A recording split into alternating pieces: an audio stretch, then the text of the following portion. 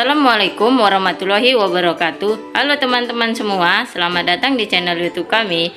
Pada video kali ini, kelompok kami akan membahas mengenai topik sistem akuntansi penggajian dan pengupahan.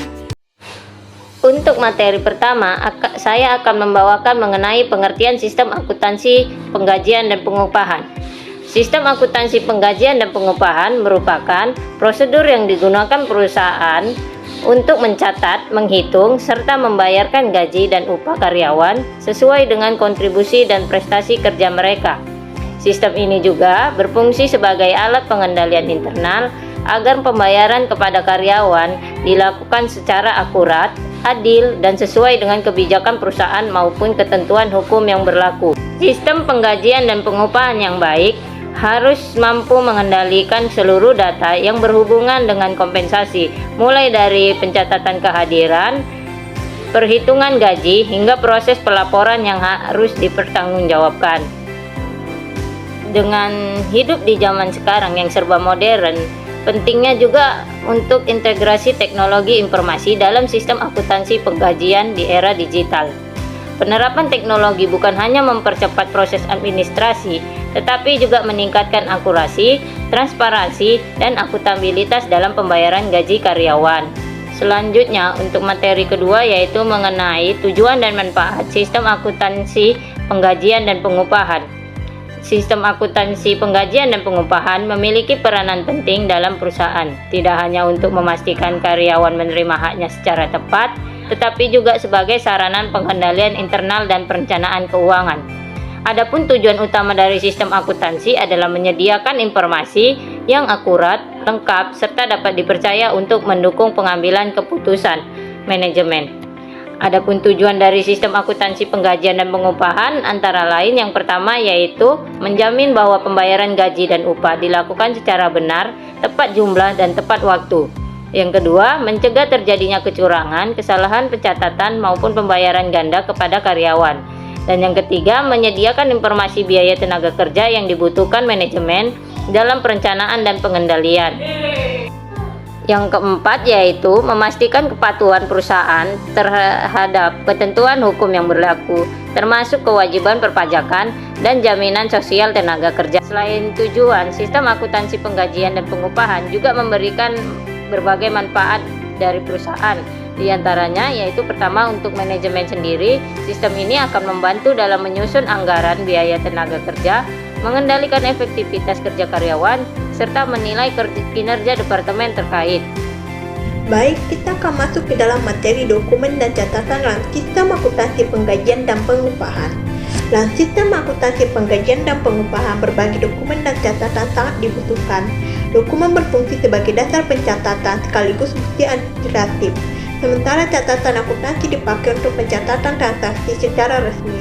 Dokumen yang digunakan antara lain yaitu yang pertama, kartu jam hadir untuk mencatat kehadiran karyawan, kartu jam kerja untuk merekam jumlah jam kerja pada setiap bagian, daftar gaji dan upah yang merinci gaji bruto, potongan hingga gaji bersih, surat perintah lembur sebagai bukti resmi lembur, dan slip gaji yang diberikan kepada karyawan sebagai bukti pembayaran. Sedangkan catatan akuntansi meliputi jurnal umum atau jurnal penggajian, kartu biaya tenaga kerja, serta buku besar. Catatan ini penting untuk memastikan transaksi gaji tercatat rapi, memudahkan audit, dan mendukung pengendalian internal. Kita masuk slide selanjutnya, yaitu mengenai prosedur sistem akuntansi penggajian dan pengupahan. Prosedur penggajian terdiri dari beberapa tahapan yang saling berkaitan. Pertama, pengisian presensi karyawan sebagai dasar perhitungan gaji. Kedua, perekapan gaji berdasarkan data presensi dan informasi lainnya. Ketiga, validasi yaitu proses pemeriksaan serta persetujuan atas perhitungan gaji. Keempat, pembayaran upah atau gaji yang sudah divalidasi. Dan yang terakhir yaitu pembuatan laporan penggajian untuk kepentingan akuntansi maupun manajemen. Prosedur ini tidak hanya bersifat administratif tetapi juga menjadi bagian dari pengendalian internal untuk mencegah kesalahan maupun kecurangan. Ya, kita masuk ke dalam bagian alur prosedur penggajian karyawan. Dalam bagian alur ini sudah memperlihatkan bagaimana prosedur penggajian berjalan dalam satu perusahaan. Dimulai dari karyawan yang menyerahkan data pribadi dan melakukan presensi, lalu bagian personalia atau HRD merekap data pegawai serta absensi. Data tersebut direkap oleh bagian personalia atau HRD. Selanjutnya bagian keuangan membuat slip gaji dalam beberapa kerangka. Slip gaji rangkap pertama diberikan langsung kepada karyawan sebagai bukti penerimaan gaji. Rangkap kedua diserahkan kepada bagian keuangan untuk arsip dan dasar pencatatan akuntansi. Rangkap ketiga diberikan kepada manajer sebagai bahan validasi dan otorisasi. Setelah dipalidasi oleh manajer, slip gaji diberikan ke bagian keuangan untuk proses bersama pembayaran gaji. Pada tahap akhir, karyawan menerima slip gaji yang sudah dipalidasi beserta gaji yang menjadi haknya. Selain itu, bagian keuangan juga menyusun laporan penggajian berdasarkan slip gaji yang telah dipalidasi. Laporan ini kemudian diserahkan kepada manajemen sebagai pertanggungjawaban resmi.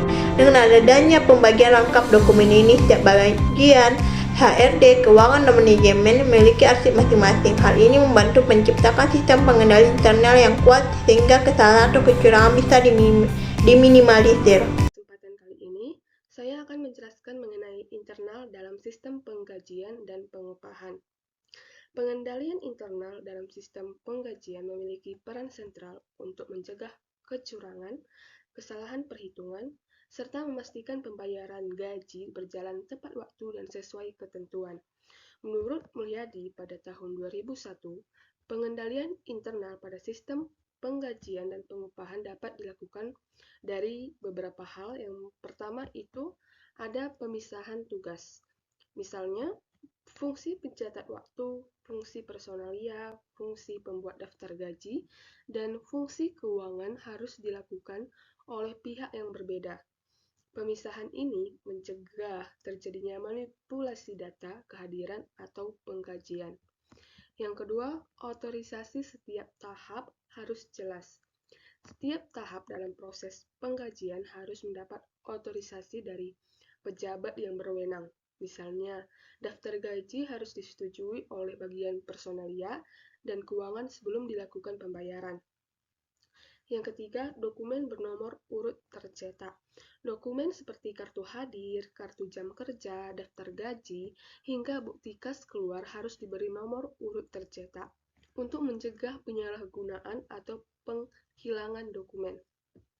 Yang keempat, pemeriksaan independen dari audit internal. Bagian akuntansi atau audit internal perlu melakukan pengecekan ulang atas perhitungan gaji, kesesuaian dengan daftar hadir, serta ketetapan pembayaran kepada karyawati. Dan yang terakhir yaitu adalah distribusi gaji melalui sistem yang aman. Pembayaran gaji sebaiknya dilakukan melalui transfer bank langsung ke rekening karyawan atau menggunakan slip gaji resmi. Hal ini meminimalisir risiko penggelapan kas oleh pihak yang tidak berwenang. Jadi, dengan adanya pengendalian internal yang baik, maka sistem penggajian dan pengupahan dapat berjalan secara efektif, efisien, dan terhindar dari berbagai bentuk penyimpangan yang dapat merugikan perusahaan. Maka selanjutnya kita akan membahas mengenai analisis kelebihan dan kekurangan sistem akuntansi, penggajian, dan pengupahan.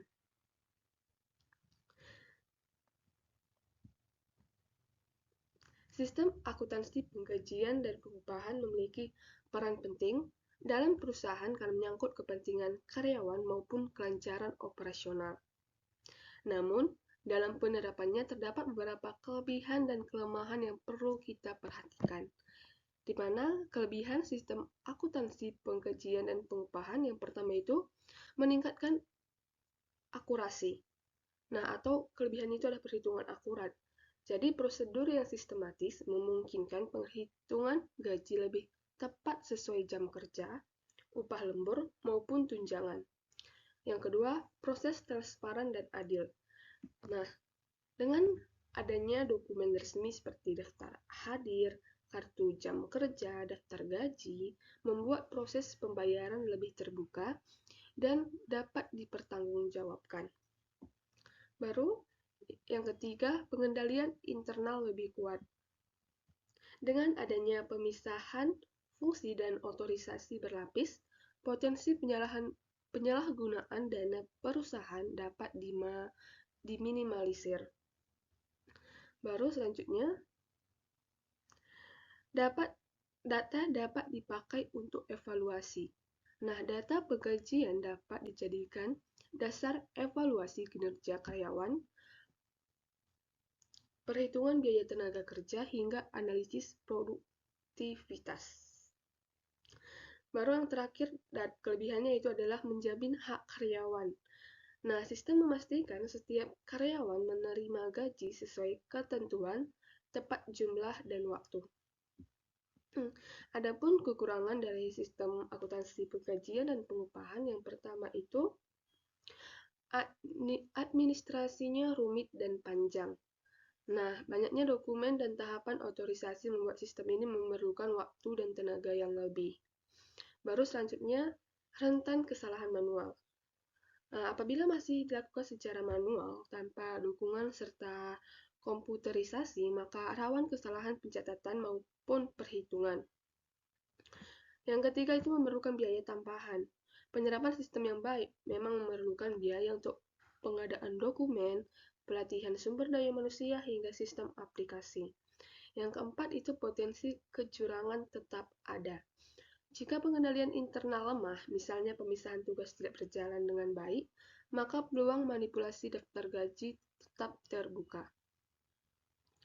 Yang kelima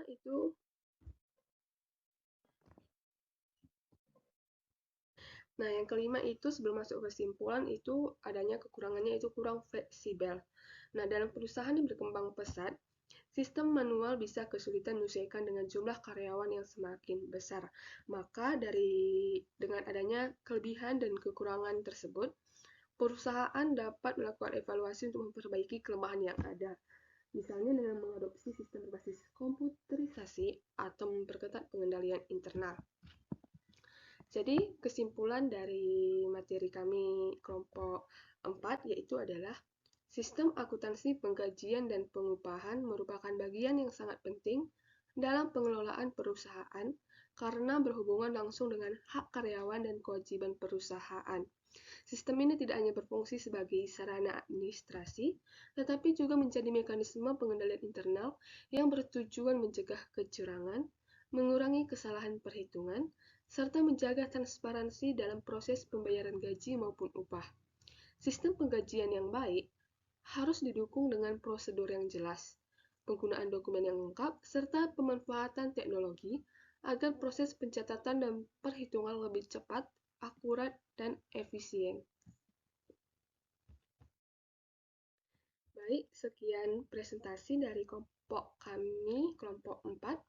Di sini jika ada